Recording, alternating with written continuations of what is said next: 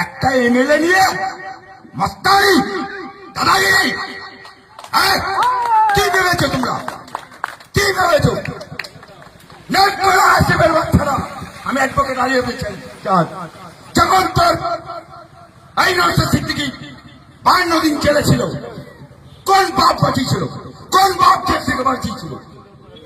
নেতাজি সুভাষচন্দ্র বোসকে নিয়ে যারা কুমন্তব্য করেছে, একটাও না ছাড় পায়। সে রাজ্যসভার এমপি হতে পারে, আর কোনো একজন সাধারণ নাগরিক হতে পারে। এমন দৃষ্টান্তমূলক শাস্তির ব্যবস্থা করবে রাজ্য সরকার। আগামী দিনে আমাদের কোনো স্বাধীনতা সংগ্রামী সম্পর্কে বাজে মন্তব্য করার আগে ভাববে।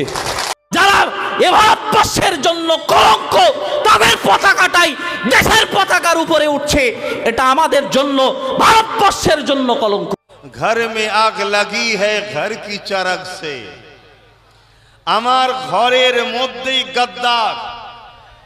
এক গদ্দারের ঠেলায় এলাকার মুসলমানরা নিরাপদে ছিল না, নতুন করে আর এক গদ্দার আমাদের ঘরেরই জন্ম হয়েছে। পশ্চিমবঙ্গের মুখ্যমন্ত্রী সম্মানীয় শুভেন্দু অধিকারী মহাশয় একটা স্কুল প্রোগ্রামে গিয়ে ভাষণ দিতে বলছেন যে ছোট ছোট বাচ্চা মেয়ে থেকে শুরু করে বৃদ্ধা এবং হসপিটালের তিলোতমার মতন বলৎকারের সংখ্যা অনেক বেড়ে যাচ্ছে, তাই তাকে রুখতে গেলে অবশ্যই গীতা পাঠ করতে হবে।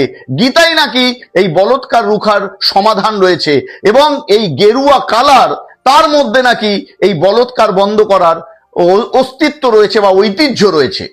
তাই আমি সম্মানীয় শুভেন্দু অধিকারী মহাশয়কে বলবো যে হুজুর, সৌদি আরবে একবার লক্ষ্য করে দেখুন, ওখানে কিন্তু বলৎকারের সংখ্যা অনেক অনেক অনেক কম, তবে কিন্তু ওখানে গীতা পাঠ হয় না বা ওখানে ওই গেরুয়া কালার নেই।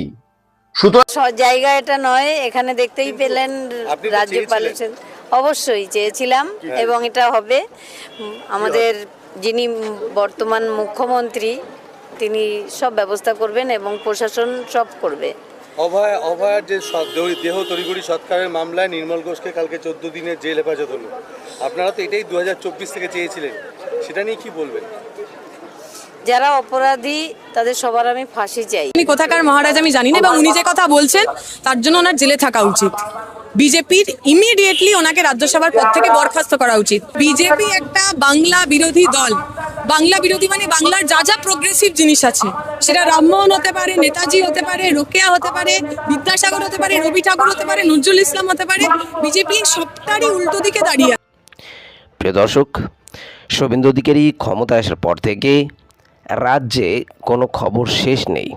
কোনটা রেখে কোনটা খবর করব সেটাই বোঝা বড় মুশকিল হয়ে দাঁড়িয়েছে। প্রিয় দর্শক, আপনারা একটা জিনিস খুব খেয়াল করেছেন, গতকাল স্বাধীনতা দিবস গেছে, সেই স্বাধীনতা দিবস মমতা ব্যানার্জি প্রকাশ্যে এসে কেন পালন করলো না? প্রত্যেক বছর মমতা ব্যানার্জি এমনভাবে স্বাধীনতা দিবসটাকে পালন করে, এবছর কেন পালন করলো না? এই প্রশ্ন অনেকের মাথায়। এটা আমরা গোপন সূত্রে জেনেছি। এখন আপনারা তো বলবেন যে এই সূত্রটাকে তো মমতা ব্যানার্জি মূত্র বলতো। হ্যাঁ, আপনি যেটাই ভাবেন না কেন, এখানে মমতা ব্যানার্জির ক্ষোভটা হচ্ছে আমি মুখ্যমন্ত্রী হিসেবে যেই সম্মানটা নিয়ে রাজ্যের বিভিন্ন জায়গায় গিয়ে স্বাধীনতা দিবসের অনুষ্ঠানগুলি পালন করতাম, উদ্ভট বক্তব্য দিতাম, সে বক্তব্যগুলি তো এখন আর আমি দিতে পারবো না সেই অঙ্গভঙ্গিতে। সেটা তো এখন শুভেন্দু অধিকারী দখল করেছে। এখন তো শুভেন্দু অধিকারী সেই অঙ্গভঙ্গি, সেই ভাবভঙ্গি দিয়ে পালন করে। এখন কথায় কথা বাড়ে। শুভেন্দু অধিকারী এই স্বাধীনতা দিবসটাকে কোথায় পালন করতে গেলেন? রেড রোডে। তাহলে এই রেড রোডে মুসলমানরা সপ্তাহে মাত্র একদিন কেন নামাজ আদায় করতে পারল না? কেন তাদের সেই নামাজ পড়ার জায়গাটাকে বন্ধ করা হলো? 1947 সাল থেকে এই রেড রোডে মুসলিমরা নামাজ আদায় করে এসেছেন। আজকের এই 2026 সালে এসে শুভেন্দু অধিকারী সেটাকে বন্ধ করেছে। এটা যে মুসলিমদের জন্য একটি ঐতিহাসিক ঐতিহ্য, সেটাকে শুভেন্দু অধিকারী খারাপ করে দিয়েছে। এর জবাব শুভেন্দু অধিকারী একদিন পাবে। আর আপনি লিখে রাখতে পারেন, এই রেড রোডে আবারও মুসলিমরা নামাজ আদায় করবে। আজকে না হোক কালকে, কালকে না হোক 2 বছর পর কিংবা 5 বছর পরে। অবশ্যই শুভেন্দু অধিকারীর ক্ষমতা চলে যাওয়ার পর অন্য যে কোনো সরকার ক্ষমতা আসার সাথে সাথে এই রেড রোডে আবার মুসলিমরা নামাজ আদায় করবে। কারণ মুসলিমদের ভোট তো অবশ্যই লাগবে। অন্য যারাই সরকারে আসুক না কেন, মুসলিমদের ভোট তো অবশ্যই লাগবে। তো তারা অবশ্যই এই নামাজ আদায় করার জন্য রেড রোড খুলে দেবে। এখন এটা তো পুরনো গল্প, এটাকে আর কি বলবো। আপনারা তো অভয়ের মাকে সবাই চেনেন, যে মেয়েটা ধর্ষিত হয়েছিল হসপিটালে। সেটা নিয়ে রাজ্যের মানুষ খুবই আন্দোলন করেছিলেন, আন্দোলন সংগ্রাম করেছিলেন যে মেয়েটার যেন বিচার পায়। কিন্তু এই মেয়ের মা এতটা চালাক, সে একদম বিজেপির কোলে উঠে বিজেপির ভালো একটি পদে বসে গেছেন। এখন বিজেপির থেকে, এই মেয়ে তো মারা গেছে, এটা তো কোনো বিষয় না, বিজেপির থেকে যে পরিমাণ টাকা পয়সা এখন ইনকাম করতেছে বিজেপির দলে ঢুকে, এই অভয়া যদি বেঁচে থাকতো আর যদি সারা জীবনটা যদি এই ওর বাবা মায়ের পিছনে বিলীন করে দিত, তারপর ওর বাবা মা এত টাকা পয়সার মুখ দেখতে পারতো না। অভয়ের মা খুবই খুশি যে অভয়া ধর্ষিত হয়ে মারা গেছে। এটা অভয়ার মা খুবই খুশি। আর রাজ্যে এখন বিভিন্ন জায়গায় অভয়ের মতো কাহিনী ঘটতেছে। কিছুদিন আগে বারাইপুরে কাহিনী ঘটলো, সেখানে অভয়ের মা উল্টোপাল্টা বক্তব্য বললেন আমার মেয়েটা তো সেফ জায়গায় ছিল, ওই মেয়েটা তো সেফ জায়গায় ছিল না। কাহিনী তো এক, সেফ জায়গায় থাকুক বা সেফ জায়গা না থাকুক। আর এদিকে কী হচ্ছে, কাহিনীটা হচ্ছে টিএমসির আসলে কর্মীদেরকে গ্রেফতার করা হচ্ছে অভয়া ধর্ষণে। হ্যাঁ, টিএমসির কর্মীরা যে এর সাথে জড়িত নয় বিষয়টা এরকম না, অবশ্যই টিএমসির কর্মীরা জড়িত। তো আসলে জনগণ শুধু বোকা হচ্ছে আর কিছুই না। যেই ক্ষমতায় আসছে জনগণকে বোকা বানাচ্ছে, আর কিছু মুসলিম বোকা আছে এইগুলিকে বোকা বানাচ্ছে, এইগুলির মাথায় কাঁঠাল ভেঙে খাচ্ছে। একদিকে ওই যে হুমায়ুন কবির, আমি ওই দিনকার হুমায়ুন কবির বিরুদ্ধে কিছু কথা বলার কারণে অনেকেই দেখলাম কমেন্ট বক্সে বলতেছেন যে ভাই হুমায়ুন কবির কী করেছে আসলে প্রমাণ দেন। কেন আপনারা প্রমাণ পাননি? আপনারা কি সেই ভিডিওটি দেখেননি, যে ভিডিওতে হুমায়ুন কবির শুভেন্দু অধিকারীর সাথে কথোপকথন করতেছে? ফোনে বলছে, কয়েকবার সরাসরি বলছে যে আসলে এইসব বাবরি মসজিদের নাম করে আমরা একটু ইমোশন কিনে মুসলমানদের ভোটগুলিকে নেওয়ার চেষ্টা করব। এটা আপনারা দেখেননি? এটা অবশ্যই আপনারা দেখেছেন। না দেখলে আমি দেখাবো, সমস্যা নেই দর্শক। প্রিয় দর্শক, এইদিকে এই যে আমি শুরুতেই আপনাদের যে ভিডিওটি দেখিয়েছি, নাজিহা এলাহি, এই নাজিহা এলাহি বলতেছে যে মুসলিমদের কি দরকার, চিল্লে আজান দেওয়ার কি দরকার? কেন তোমার হিন্দু বাপরা যে ঢোল বাজিয়ে মানুষের কানের 12টা বাজিয়ে দেয়, মানুষের কান থেকে রক্ত বের করে ফেলে, আপনারা কষ্ট পেন না? আপনারা অনেকেই এখন অনেকে ভাবতে পারেন যে ভাই আপনি এইভাবে কথা বলেন, আপনার ভিডিও আমরা দেখি সবসময়, আপনি নিরপেক্ষ কথা বলেন, তো আপনি এইভাবে কেন কথা বলতেছেন? কি বলবো ভাই, কি বলবো? এরা মুসলিমদের কি মনে করে? এই ভারতবর্ষ স্বাধীনে মুসলিমদের কতটা হাত আছে, মুসলিমরা কত কিছু করেছে সেটা আপনারা জানেন? সেটাকে দেখানো হচ্ছে না। এখন এই নেতাজি ইস্যুতে এই যে অনন্ত মহারাজ নেতাজিকে অপমান করে কথা বলার কারণে এখন এইবার দেখলাম স্বাধীনতা দিবসে শুভেন্দু অধিকারী নেতাজিকে মাথায় নিয়ে হাঁটবে না কোলে নিয়ে হাঁটবে, তার ছবি, তার মূর্তি, কী যে করবে শুভেন্দু অধিকারী খুঁজেই পাচ্ছে না মানুষের ইমোশনটাকে কাজে লাগানোর জন্য। কেন এই স্বাধীনতা বিজয় লাভের ইতিহাসে কি শুধুমাত্র নেতাজি সুভাষচন্দ্র বসুই রয়েছে? আর কি কেউ নেই? কোনো মুসলিম নেতারা নেই? আমি এই ভিডিওর শেষ অংশে দেখাবো যে কোন কোন মুসলিম নেতারা এর সাথে জড়িত আছে এবং এই স্বাধীনতা আনার জন্য কতটা কষ্ট করেছে। ক্ষুদিরাম বসু আমার ওই ইংরেজের নামটা মনে পড়তেছে না, তো সেই ইংরেজ নেতাকে মারার জন্য গিয়েছিলেন কিন্তু পারেননি। তারপরে ক্ষুদিরাম বসুর মৃত্যু হয়। যাই হোক, যেভাবে মৃত্যু দিয়েছেন, কিন্তু ক্ষুদিরাম বসুকে আলী নামে একজন মুসলিম নেতা, আলী নামে সেই ছেলেটি কিন্তু সেই ইংরেজকে মারতে সক্ষম হয়েছে এবং তিনি পেরেছেন, সেটাকে উল্লেখ করা হয় না। ওনার নাম আলী, আর সাথে একটু কী যেন রয়েছে, আলী কী যেন একটু সাথে আছে, যাই হোক আমার মনে পড়তেছে না। তো ক্ষুদিরাম বসু তো প্রত্যেকটা মানুষের একদম মনে মনে বসে গেছেন, খুবই আদরে যত্নে ক্ষুদিরাম বসুকে মানুষ লালন পালন করতেছে। কিন্তু ক্ষুদিরাম বসু যে কাজটি করতে গিয়েছিলেন সেটিতে তিনি সফল হতে পারেননি, কিন্তু পরবর্তীতে আরেকজন গিয়ে মুসলমান নেতা, সে গিয়ে সফল হয়েছে, কিন্তু তার কোথাও নাম নেই। এটাই হচ্ছে এই ভারতবর্ষে এই মুসলিমদেরকে এই সম্মানটা দেয়। দর্শক, আপনারা নওশাদ সিদ্দিকীকে পরবর্তীতে মুখ্যমন্ত্রী হিসেবে আপনারা কাজ করেন, নওশাদ সিদ্দিকীকে পরবর্তীতে মুখ্যমন্ত্রী বানান, দেখবেন এই রাজ্যটা কতটা উন্নত হয় এবং এই রাজ্যে আসলে কতটা সুখ সমৃদ্ধ ফিরে আসে। দর্শক, যা বলার বলবেন কমেন্ট বক্সে। আপনাদের জন্য আমি কয়েকটি ভিডিও রেখেছি, যে আমি পুরো ভিডিওটা দেখাবো, যে ওই ক্ষুদিরাম বসুর ওই বিষয়টি, তারপরে নাজেহা এলাহি যেভাবে গালাগালি করছে মুসলমানদেরকে বা আজার নিয়ে কটূক্তি করেছে, এই নাজেহা এলাহির ওরে কী বলবো, আসলে ভদ্রতার খাতিলে বলতে পারছি না। আবার বলবে যে মুসলিমরা অনেক খারাপ, মুসলিম মৌলবাদীরা অনেক খারাপ, তারা আসলে নারীদের দেখলে করতে পারে না। এটা কেমন কথা? আজান নিয়ে এটা কেমন কথা? চলেন আমরা নাজেহা এলাহির ভিডিও থেকে শুরু করি দেখা, কি অকথ্য ভাষায় গালাগালি করেছেন।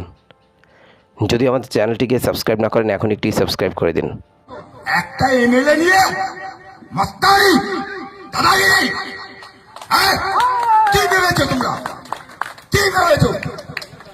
নেট করা আসিফের বাচ্চারা, আমি অ্যাডভোকেট আলী হতে চাই। যখন তোর এই নওশাদ সিদ্দিকী 52 দিন জেলে ছিল, কোন বাপ বাঁচিয়েছিল?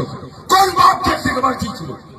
জিজ্ঞেস কর তোর বাপকে, জিজ্ঞেস কর নওশাদ সিদ্দিকীকে, জিজ্ঞেস কর তোর বাপ আব্বাস সিদ্দিকীকে, যে জেলখানা থেকে কে বার করেছে? কে বার করেছে? কোন হুড়ু বার করেছে? কোন উকিল বার করেছে? এই অ্যাডভোকেট আলী আব্দুল চাঁদ বার করেছে। এই আয়সা বিবি এখন বেঁচে আছে। আয়সা কি? আয়সা তো আসমাকে কি জিজ্ঞেস করুন, কে বার করেছে? আমার বিল্লি আমাকেই মাও, হ্যাঁ, আমার বিল্লি আমাকেই মাও, এত বড় দম? হ্যাঁ, আরে ক্ষমতায় তো তোরা আসিস, ক্ষমতায় তো তৃণমূল না, ক্ষমতায় তো আইএসএফ না, তাহলে একটা লাঠি নিয়ে এত ক্যাটানি, হ্যাঁ, তাহলে 10টা লাঠি পেলে কি করতিস? গোটা বাংলাটাকে তো ছাড়কার করে দিতিস।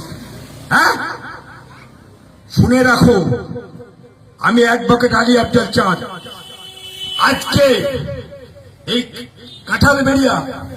কাঠালিয়া এই মঞ্চে দাঁড়িয়ে বলে যাচ্ছি, আইএসএফরা কান খুলে শুনে নাও, নওশাদ সিদ্দিকের চামচেরা শুনে নাও, নওশাদ সিদ্দিক সিলাই রক্ত ভাইজানের ভক্তরা শুনে নাও, আমি মমতা ব্যানার্জিকেও ছেড়ে কথা বলিনি, আমি অভিষেক ব্যানার্জিকেও ছেড়ে কথা বলিনি।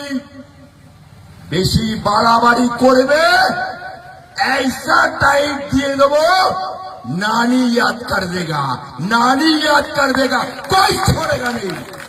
5 কোটা যদি ঝাড়ে থাকে যদি নিজের পেছনে না নিতে চাও তাহলে ভদ্র হয়ে যাও, নম্র হয়ে যাও।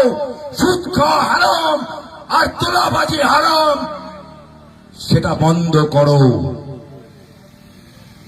নেতা বানিয়েছে সুন্নতি মুসলমান, নেতা বানিয়েছে এমএলএ বানিয়েছে সুন্নতি মুসলমান।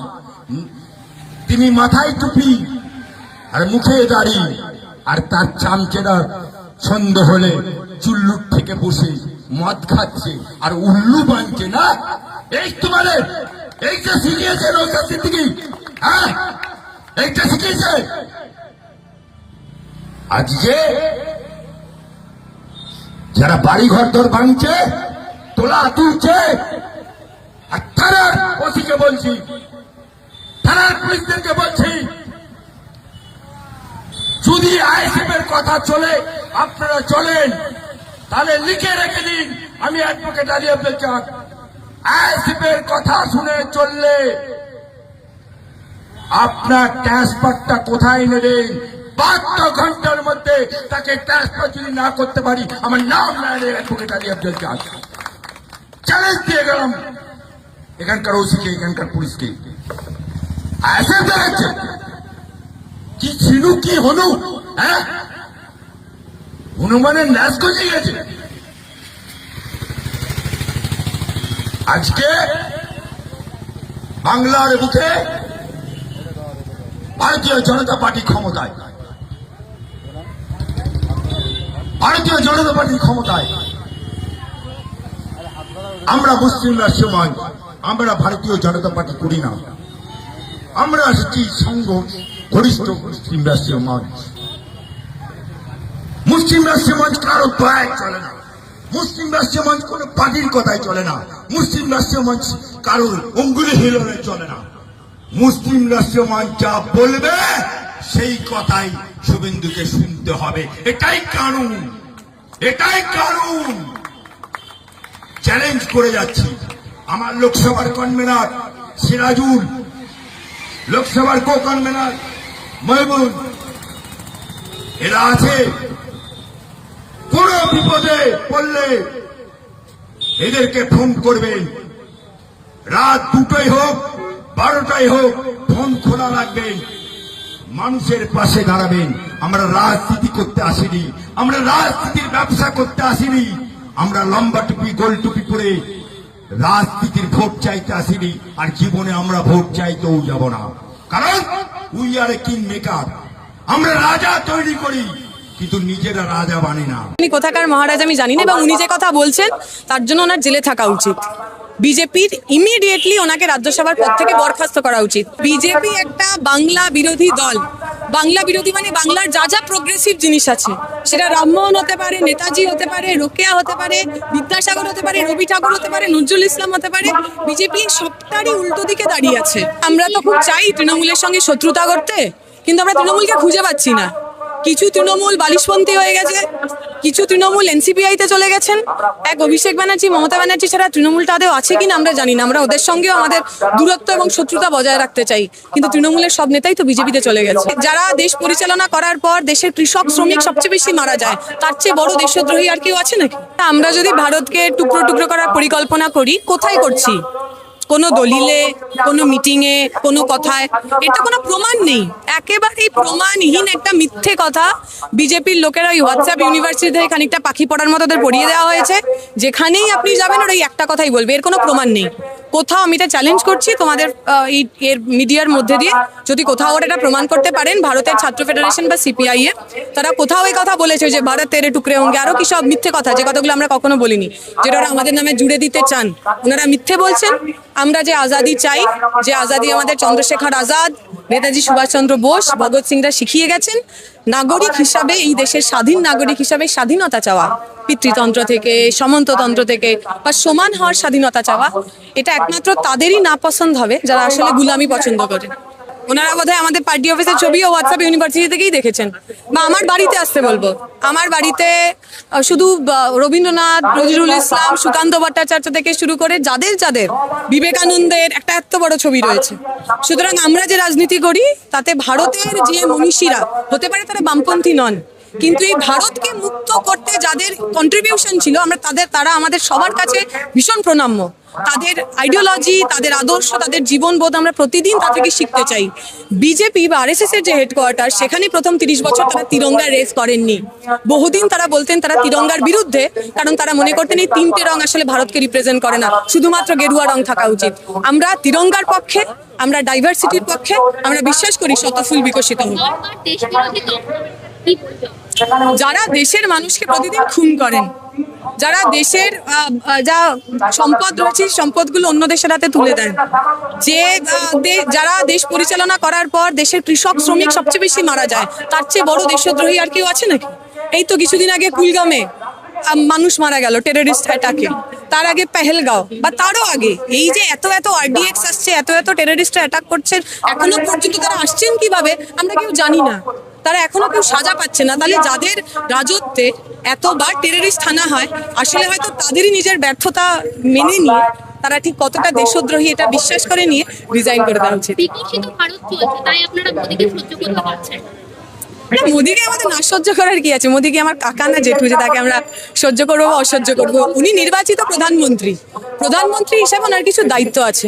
উনি যদি সেই দায়িত্ব ফেল করেন, উনি যদি কোথাও সেই দায়িত্ব না রাখতে পারেন, সরকার মানে আমাদের দেশে যে কনস্টিটিউশন সেটা আমাদের এই অধিকার দিয়েছে, আমরা সরকারকে প্রশ্ন করতে পারি। আমরা সরকারকে প্রশ্নই করছি।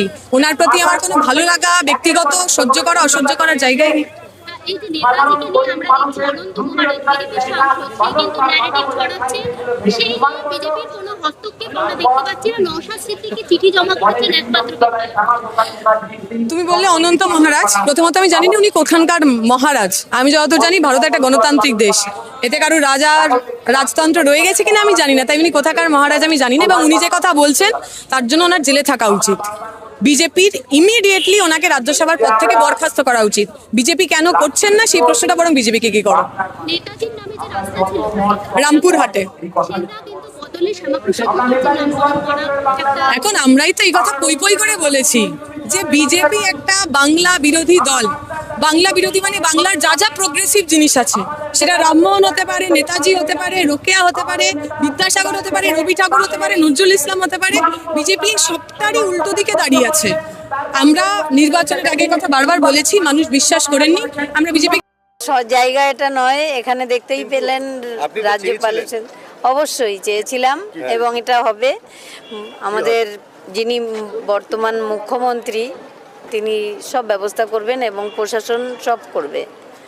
অভয়ার যে দেহ তড়িঘড়ি সৎকারের মামলায় নির্মল ঘোষকে কালকে 14 দিনের জেল হেফাজত হলো। আপনারা তো এটাই 2024 থেকে চেয়েছিলেন, সেটা নিয়ে কি বলবেন? যারা অপরাধী তাদের সবার আমি ফাঁসি চাই। জেল হেফাজতে কিছুই হবে না এদের। এরা যা অত্যাচার করেছে আমার মেয়েটার উপরে তো করেইছে, তাছাড়াও আমাদের পানিহাটিটাকে পুরো বিক্রি করে দিয়েছে। কোনো নির্মল ঘোষ পুকুর ভরাট করে ফ্ল্যাট বানিয়ে দিয়েছে, অনেক কিছু করেছে। আমি সেই সব কথায় যাবই না। আজকে ধরা পড়বে, প্রশাসনের উপর সেই ভরসাটা আছে।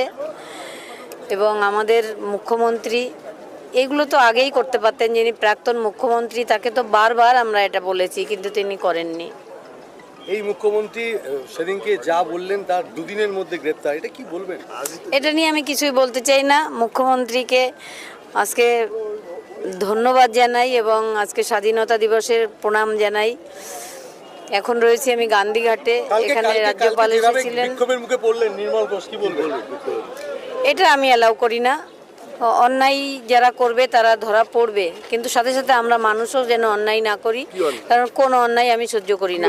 এই যে ডিম ছোড়া, পুলিশ তাদের হেফাজতে নিয়েছে, পুলিশ প্রশাসন তাদের শাস্তি দেবে, সেটা মানুষ কেন হাতে তুলে নেবে? এটা আমি পছন্দ করিনি। এই যে ডিম ছোড়া বলুন, কাদা ছোড়া বলুন, যাই হোক না কেন, উনি 80 বছরের একজন লোক, উনি হয়তো হার্ট অ্যাটাকও হয়ে যেতে পারে। তখন আমরা প্রমাণ কোথায় পাবো? ওনার থেকে কি তথ্য পাবো আমরা তখন? তাকে লাথিও মারা হয়েছে, সজোরে লাথি মারা হয়েছে প্রকাশ্যে। না, আমি একজন বয়স্ক লোক, আমি এটা মন থেকে মানি। অবশ্যই এগোবে। এগোবে এবং বিচার হবে। এখন যারা ছিলেন রাত্রিবেলা হ্যাঁ। অভয়ার সঙ্গে, তাদের কি গ্রেপ্তারের দাবি জানাবেন? হ্যাঁ, কি চাইছেন? তাদের সব হয়ে গেছে, এসব আপনারা আস্তে আস্তে দেখতে থাকুন, আমি এখন কিছুই বলবো না। কি হয়ে গেছে মানে? সবকিছু বলা হয়ে গেছে। নারায়ণ স্বরূপ নিগম এখনো স্বাস্থ্য সচিবের পদে রয়েছেন, তারও কি অপসারণ চাইবেন? হ্যাঁ, কার কার কার অপসারণ? আমি নামগুলো এখন বলতে চাইছি না। আপনি যে বললেন যে অপসারণ, কার অপসারণ চাইছেন? প্রশাসন যেটা মনে করবে সেটাই করবে, এবং মুখ্যমন্ত্রী যেটা চাইবেন বলেছেন আমার বোনের বিচার দেব, সেটা তিনি দেবেন, এই ভরসাটা তার উপর আছে। সেই জন্য আমি নিজে কোনো কথা বলবো না। হবে হবে। গতকাল অভয়ের বাবা গোপন জবানবন্দি দিয়েছেন। জামিনযোগ্য ধারায় মামলা হয়েছে, কিন্তু গোপন জবানবন্দিতে আরো কিছু নতুন তথ্য বলার কথা, সেটা কি বলছেন? এগুলো কি আর পরবর্তীকালে এই বিষয়ে আমি কিছু জানি না, আমি ছিলামই না সেখানে। আমার কালকে বিধানসভায় মিটিং ছিল, সেখানে গেছিলাম। নির্মল ঘোষ ভিন রাজ্যে পালিয়ে গেলেন গ্রেপ্তারি এড়াতে, এটা কি বলবেন? যে নির্মল ঘোষ দাপটের সঙ্গে অভয়ের দেহ সৎকার করেছিলেন জোর করে, কি বলবেন? কিছু বলবো না। উনি অপরাধ করেছেন, উনি অপরাধী, সাজা পাবেন উনি। সঞ্জীব মুখোপাধ্যায় আপনাদের প্রতিবেশী হয়ে সই করেছিলেন কাগজে, আজকে অবশেষে গ্রেপ্তার হলেন, কি বলবেন? তোলাবাজির মামলা সেদিন অনেক বলেছিলাম, তুমি একবার পুলিশকে বলো, সঞ্জীব মুখার্জিকে, আমি যেন মেয়েটার সেকেন্ড পোস্টমর্টম করাতে পারি। কিন্তু কি বলেছিল? উনি কথা শোনেননি, উল্টে এই এখানে কোস্তব রয়েছে, সজলদা ছিল, অগ্নিমিত্রা দি ছিল, সবার উপর ওরা পরে হামলাও করেছে। আমরা ওখানে আরেকটু থাকলে আমাদেরও মারতো। এটা টালা থানায়? হ্যাঁ। তখন সঞ্জীবের ভূমিকা কি ছিল? কালকে কি কাগজপত্র নিয়ে গুন্ডা নিয়ে এসেছিল, গুন্ডা বাহিনী নিয়ে এসেছিল সঞ্জীব মুখার্জি এবং সেখানকার পুলিশ। কোথায় কোথায়? এটা টালা থানায়? হ্যাঁ। কি বলেছিল তখন? কিছু আমার সঙ্গে বলেনি, আমাদের তো গাড়িটা আটকানো ছিল, তখন আমি বলেছিলাম জানলা দিয়ে যে তুমি একটু দেখো, তাহলে আমি মেয়েটা সেকেন্ড পোস্টমর্টম করতে পারবো। সেকেন্ড পোস্টমর্টম তারপরে সেকেন্ড পোস্টমর্টম বলতে দে না, সেকেন্ড পোস্টমর্টম তারপরে সেকেন্ড পোস্টমর্টম। উনি তখন আমার কথা শুনে উল্টে গিয়ে সজলদা, কৌস্তব বাগচি এদের উপর হামলা করলেন পুলিশ মিলে, সঞ্জীব মুখার্জি এবং এই কৌস্তব এখানে রয়েছে, ওর কাছ থেকে শুনুন না বাকি ব্যাপারটা। সোমনাথ দেও কি যখন ছিল? সোমনাথ দেও তো সব বাই গাড়িতে ছিল। নির্মল ঘোষ না, সোমনাথ দে সেখানে ছিল না, সেখানে শুধু সঞ্জীব মুখার্জি ছিল টালা থানা সামনে। ও চলে এসেছিল, আবার রিটার্ন গেছিল, পুলিশ ওকে ডেকে নিয়ে গেছিল বলে। ওই লিখেছিল? হ্যাঁ। কে লিখেছিল কমপ্লেন? এখানে এগুলো বলার সময় নয় এখন। না, উনি যে সই করলেন শ্মশানের কাগজে, সেটা কি? না, আমরা বলিনি কিভাবে কি করেছে ওরা, আমরা কিচ্ছু জানি না। তখন আমাদের প্রচন্ড ভয় দেখানো হয়েছিল। তবে নামিস নি ময়দানে, লড়বি লড় না, কথা কথা মুখ্যমন্ত্রীকে ডাকিস কেন? পুলিশ প্রোটেকশন দিয়ে ওরা ডাইরেক্ট অ্যাকশন নিতে নামছে। পুলিশ প্রোটেকশন না থাকলে, বিজেপির গভর্নমেন্ট না থাকলে, এদের 80 বছর কেন 180 বছরও কোনো দিন এসব কথা মুখ থেকে বেরোতো না। এরা কি বলবো, হাস্যকর, পাগল, উন্মাদ। কিন্তু বাংলার মানুষ, হিন্দু মুসলমান কেউ এদের পাত্তা দেয় না। আপনি তো বলেছিলেন যারা যারা লক্ষ্মী ভাণ্ডার পাচ্ছেন তারা সবাই পাবেন, নিশ্চিন্তে থাকুন। ভেরিফাইড করতেও কতদিন লাগে? এসআইআর করতে কতদিন লেগেছিল? এসআইআরে যখন আমরা ফর্ম ফিল আপ করলাম, 1 মাসে তো এসআইআরের ফর্ম ফিল আপ হয়ে গেল। তখন তো আর 1 কোটি, 1.5 কোটি, 2.5 কোটি না, 11 কোটি মানুষের এসআইআর হয়েছিল। আর যেটা ভেরিফাইড অ্যাকাউন্ট আছে অলরেডি, তো মুখ্যমন্ত্রী মমতা বন্দ্যোপাধ্যায় এই অ্যাকাউন্টগুলোতে টাকা দিচ্ছিলেন। উনি শুরু করতেন, শুরু করার পর যাদের দেখতেন যে জালিয়াতি আছে তাদেরকে গ্রেপ্তার করুন না, তাদের থেকে রিফান্ড নিন না, কেউ যদি জালিয়াতি করে। কিন্তু ওই 4 জন চুরি করেছে বলে 4 লক্ষ মানুষকে আপনি আটকে রাখবেন, শাস্তি দেবেন, এটা ছলনা ছাড়া কিছু না, প্রতারণা ছাড়া কিছু না। এরা কাউকে কিছু দেবে না। হার পুরো ভারতবর্ষে হবে। বিহারে হারলো, তারপরে মধ্যপ্রদেশে হারলো, বাংলায় এখন উপনির্বাচন আছে, বাংলাতেও হারবে। বাংলার ঢেউটা আসতে একটু দেরি হচ্ছে, কারণ বাংলায় নতুন নতুন বিজেপি এসছে, তো অত্যাচার কতটা হতে পারে মানুষের আইডিয়া নিয়ে। এখন পর্যন্ত যা হয়েছে অনেক, এতে যদি শিক্ষা নিয়ে নেয় ভালো। কিন্তু বিহারের লোক তো অনেক দিন ধরে বিজেপির যন্ত্রণা ভোগ করছে, ইউপির লোক, মধ্যপ্রদেশের লোক, রাজস্থান, গুজরাটের লোক অনেক দিন থেকে যন্ত্রণা ভোগ করছে, তাই তাদের ক্ষোভ জ্বালাময়ী হয়ে গেছে। এই যে লক্ষ লক্ষ কোটি কোটি মানুষ যে রাস্তায় নেমে গেছে বিজেপির বিরুদ্ধে, অমিত শাহর পদত্যাগ চাইছে, এখন নরেন্দ্র মোদীরও পদত্যাগ চাইছে, নীতিন গাডকারির পদত্যাগ চাইছে, পুরো সরকারটাই পতন ঘটবে। এখানকার শুভেন্দু অধিকারীদের অবস্থা এরকম কি জানেন তো, ঘুটে পড়ে গোবর হাসে। ওদিকে পতনের সময় এসছে, এখানে বলছে 50 বছর 100 বছর থাকবো।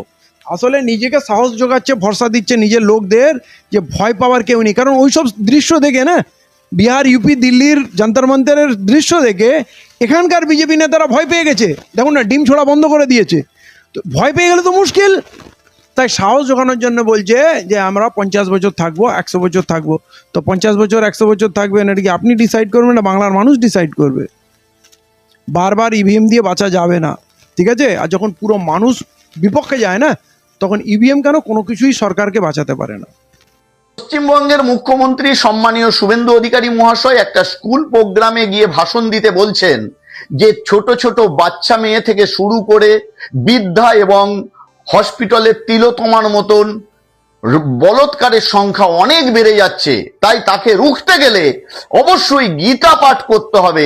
গীতায় নাকি এই বলৎকার রুখার সমাধান রয়েছে এবং এই গেরুয়া কালার, তার মধ্যে নাকি এই বলৎকার বন্ধ করার অস্তিত্ব রয়েছে বা ঐতিহ্য রয়েছে। তাই আমি সম্মানীয় শুভেন্দু অধিকারী মহাশয়কে বলবো যে হুজুর, সৌদি আরবে একবার লক্ষ্য করে দেখুন, ওখানে কিন্তু বলৎকারের সংখ্যা অনেক অনেক অনেক কম। তবে কিন্তু ওখানে গীতা পাঠ হয় না বা ওখানে ওই গেরুয়া কালার নেই।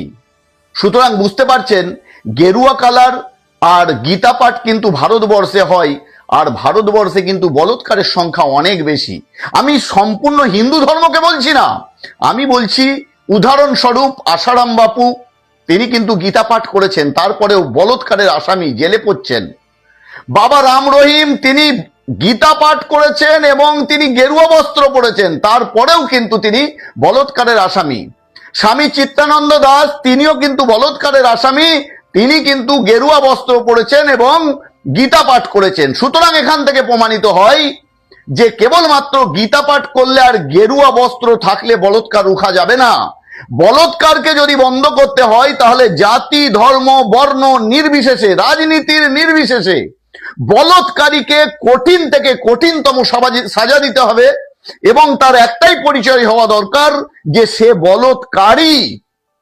সেখানে কোনো রাজনীতির রং, কোনো ধর্মের রং, কোনো জাতের রং না লাগিয়ে তাকে বলৎকারী হিসাবে যদি সাজা দেওয়া হয় তাহলে কিন্তু বলৎকার কমবে। আর যদি বলৎকারীদের পুরস্কৃত করা হয় তাহলে কিন্তু বলৎকার কমবে না, বরং বাড়বে। যাই হোক, যদি মনে করেন আমি সঠিক প্রশ্ন করেছি তাহলে অবশ্যই আপনারা এই ভিডিওকে বেশি বেশি করে শেয়ার করবেন, কমেন্ট করবেন এবং আমার পেজকে ফলো করবেন। সকলে সুস্থ থাকুন, ভালো থাকুন এই কামনা করি। এবং আমি এই যে শুভেন্দু বাবুর বায়ান, আমি আমার কমেন্ট বক্সে লিংক পাঠিয়ে দেবো, আপনারা দেখে নেবেন। আমি কোনোদিন মিথ্যা বলি না। ধন্যবাদ। আমার মনে হয়েছে একটা দাঙ্গা লাগানোর চেষ্টা করা হচ্ছে আমাদের সমাজে। আমি মুসলিম ভাই বোনেদের আরো বেশি সচেতন এবং সতর্ক হওয়ার জন্য অনুরোধ জানাবো এবং হিন্দু ভাই বোনেদেরকেও বলবো, দাঙ্গা করে কোনো মানুষের, কোনো সাধারণ মানুষের, কোনো গরিবের, কোনো ছাত্রের কখনো কোনো কিছু উপকার হয় না। দাঙ্গা করে উপকার হয়, দাঙ্গা করে। দর্শক, এতক্ষণ আপনাদের যে ভিডিওগুলি দেখালাম, এই ভিডিও দেখার পর আপনার কোনো না কোনো মতামত অবশ্যই মাথার ভিতর ঘুরপাক খাচ্ছে। দেখেছেন কীভাবে নাজেহাল এই মুসলিমদের, আসলে মুসলিমদের যে ইমোশন, যে আজান, যে নামাজ, সেইগুলিকে নিয়ে কটূক্তি করে কথা বলেছে উনি। এটা কেমন কথা? উনি বলতেছেন যে মুসলমানরা লাভ করে হিন্দু মেয়েদের, ভালোবাসে হিন্দু মেয়েদের, তারপরে কোনোভাবে ফুসলে ফাসলে তারা বিয়ে করে। কোনো হিন্দু ছেলেরা কি মুসলিমদের মেয়েদেরকে ফুসলে বিয়ে করেননি? এটা কেমন কথা? এটা তো হতে পারে, এটা তো শয়তানের ধোঁকা, আর কিছু না। এটা তো যে কোনো ছেলে মেয়ে বয়স কম থাকলে হয়। এটাকে যেইভাবে উনি আসলে মুসলিমদের গায়ের উপর দোষ দিলেন, মুসলিমদের গায়ের উপর আসলে সবাই দোষ দিতে চায়, সবাই দোষ দিতে চায়। এটা কেমন কথা? আমি দেখলাম গতকাল যে শুভেন্দু অধিকারী যেসব স্বাধীনতা দিবস পালন টালন করেছে, সেখানে কোনো একজন মুসলিম নেতার নাম উনি মুখে নেননি, কোনো একজন। দর্শক, যা বলার বলবেন কমেন্ট বক্সে। পরবর্তী ভিডিও দেখার জন্য অবশ্যই আমাদের চ্যানেলটিকে সাবস্ক্রাইব করে রাখবেন। এবং একটি লাইক দেবেন। আপনার মূল্যবান মতামত অবশ্যই কমেন্ট বক্সে জানাবেন। ধন্যবাদ।